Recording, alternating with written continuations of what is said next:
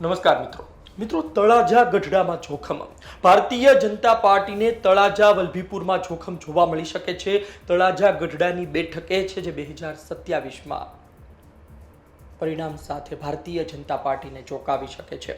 સેમીફાઇનલમાં શું થયું, તાલુકા પંચાયતની ચૂંટણીમાં શું થયું, શું આ 2026નો ડામ નહીં ભૂલાય, તૈયારી નહીં કરવામાં આવે અને સારા ઉમેદવારોને ઉતારવામાં નહીં આવે તો પછી પરિણામ શું ખરાબ મળી શકે છે। વિસ્તારથી વાત કરું તો સ્થાનિક સ્વરાજ્યની ચૂંટણી, તાલુકા પંચાયતની ચૂંટણી, આમ તો ભાવનગર જિલ્લામાં ભારતીય જનતા પાર્ટી મજબૂત રહી છે। 40 બેઠકમાંથી 36 બેઠક લઈને આવે છે, પરંતુ વાત એ છે કે આજ ભાવનગર જિલ્લામાં તળાજા વિધાનસભા અને ગઢડા વિધાનસભામાં બધું બરોબર નથી। આ બંને વિધાનસભાની વાત કરવી છે, ત્યાંથી તાલુકા પંચાયતનું જે પરિણામ આવ્યું છે ચોંકાવનારું, તેના વિશે વાત કરવી છે। સૌપ્રથમ આપણે વાત કરીએ તળાજા વિધાનસભા વિશે અને તેના તાલુકા પંચાયતના પરિણામ વિશે। તળાજા બેઠક આમ તો છેલ્લા ઘણા સમયથી ચર્ચામાં છે। રાજુલા, તળાજા, મહુવા એ બધી બેઠકો સાથે બેઠક પણ ખૂબ ચર્ચાઈ છે અને એ સમીકરણમાં એ પણ જોડાઈ જાય છે। તળાજા વિધાનસભાથી ગૌતમભાઈ ચૌહાણ ધારાસભ્ય છે, એ વિસ્તારથી ઘણા વિવાદો પણ સામે આવ્યા, પરંતુ વાત એ છે કે તાલુકા પંચાયતની ચૂંટણીનું જે પરિણામ સામે આવ્યું એમાં કોંગ્રેસ 13 બેઠકો લઈને આવે છે। કુલ 32 બેઠક, તેમાંથી 13 બેઠક કોંગ્રેસ લઈને આવે છે, એક બેઠક અપક્ષને જાય છે, એક બેઠક આમ આદમી પાર્ટીને મળે છે। કહેવાનો અર્થ એ છે કે ભારતીય જનતા પાર્ટી 17 બેઠક મેળવે છે, બેશક 17 બેઠક મેળવે છે, પરંતુ પાતળી બહુમતી છે, પાતળી સરસાઈ સાથે તેઓ તાલુકા પંચાયતમાં આગળ વધે છે। કહેવાનો અર્થ એ છે કે આ તળાજા વિધાનસભામાં લોકોએ ધાર્યું નહોતું, વિચાર્યું નહોતું, એ પ્રકારનું પરિણામ આવ્યું છે। એટલે કે તાલુકા પંચાયતના પરિણામ જુઓ તો તળાજા બેઠક ઘણું કહી જાય છે, અને આ તળાજા બેઠકમાં જો આ જ પ્રકારે રહ્યું તો આવનાર દિવસમાં વધુ ખરાબ પરિણામ ભારતીય જનતા પાર્ટી માટે આવી શકે છે। કહેવામાં આવે છે કે તળાજા વિધાનસભાના ખૂબ મોટા નેતાના ગામમાં જ ભારતીય જનતા પાર્ટી હારી ગઈ છે। તાલુકા પ્રમુખ હોય તો એમના દીકરા પણ હારી ગયા છે, ત્યાં સુધીના વાવડ મળ્યા। એટલે કે તળાજામાં બધું બરોબર નથી। ભારતીય જનતા પાર્ટીમાં પણ જૂથવાદ ચાલતો હોય, બે ગ્રુપ ચાલતા હોય તેવું કહેવામાં આવી રહ્યું છે। હજુ હમણાં ભારતીય જનતા પાર્ટી એક ચહેરાને શાંત કર્યા છે, એ ચહેરાની લોબી પણ ખૂબ ભયંકર છે।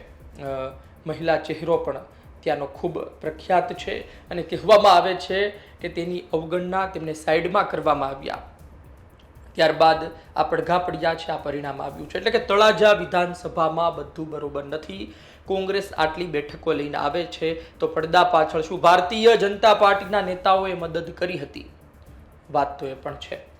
એટલે કે તળાજા એક બેઠક છે કે જે જોખમમાં છે, ભારતીય જનતા પાર્ટીના આવનાર દિવસમાં નુકસાન કરી શકે છે। તળાજામાં 2027માં નવા જૂની થઈ શકે છે। બીજી વાત કરીએ વલભીપુરની, આમ તો ગઢડા બેઠકથી શંભુનાથ ટુંડિયા ધારાસભ્ય છે। આ શંભુનાથ ટુંડિયા સામે ભારતીય જનતા પાર્ટીના નેતાઓ જ મેદાને છે, સભાઓ કરે છે અને શંભુનાથ ટુંડિયા સામે બેબાક જાહેરમાં નિવેદનો આપે છે। ભારતીય જનતા પાર્ટીમાં હોવા છતાં પણ એ નેતાઓને ફરક નથી પડતો, કારણ કે તેઓ હવે ખુલ્લીને બોલે છે।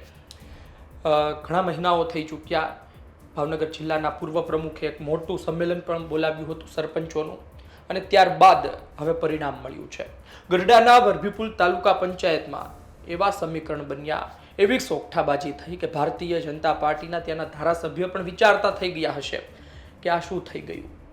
16 બેઠક તાલુકા પંચાયતની 10 બેઠક અપક્ષ લઈ જાય છે। પાનું આ પહેલા અમે તમને કહ્યું હતું, ગુજરાત તક પર એમનો વિડીયો પણ મૂક્યો છે।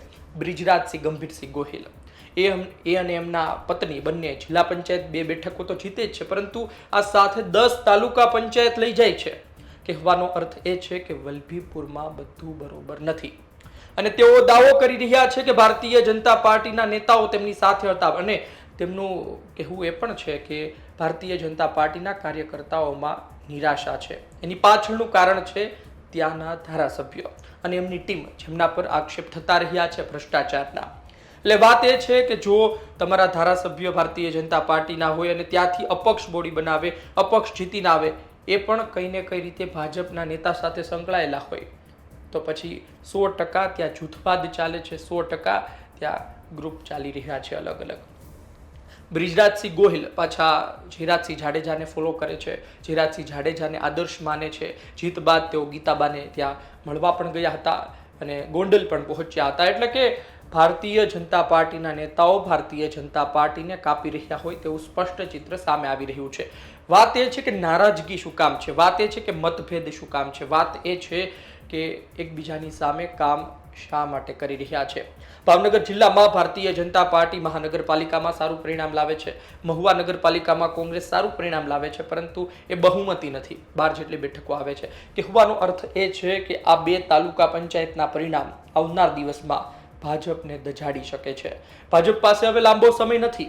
ભારતીય જનતા પાર્ટી વધુ કશું નહીં કરે તો તળાજા અને ગઢડા આ બંને બેઠકમાં કોંગ્રેસ કાઠું કાઢી શકે. તમે જુઓ કે અપક્ષ જીતીને આવ્યું, પરંતુ આ જ અપક્ષના કાર્યકર્તાઓ આવનાર દિવસમાં આ જ અપક્ષ જીતીને લાવ્યા તેમને મદદ કરનાર નેતાઓ કોંગ્રેસ તરફ પણ જઈ શકે. આપણે ભૂતકાળમાં એવી બેઠકો જોઈ છે કે જ્યાં ભારતીય જનતા પાર્ટીમાં જૂથવાદ ચાલતો હોય તો બીજી પાર્ટીને તેનો ફાયદો થાય અને તેઓ જીતીને પણ આવે. એટલે કે આ સ્થિતિ છે, આ પરિણામ છે. મોટા મોટા નેતાઓના વિસ્તારમાં આમ આદમી પાર્ટી જીતી રહી છે, તો બીજી તરફ નેતાજીના ગઢમાં જ તેની સામે ભાજપના નેતાઓ છે. જોઈએ આવનાર દિવસમાં શું થાય છે, ભાવનગરમાં શું થાય છે.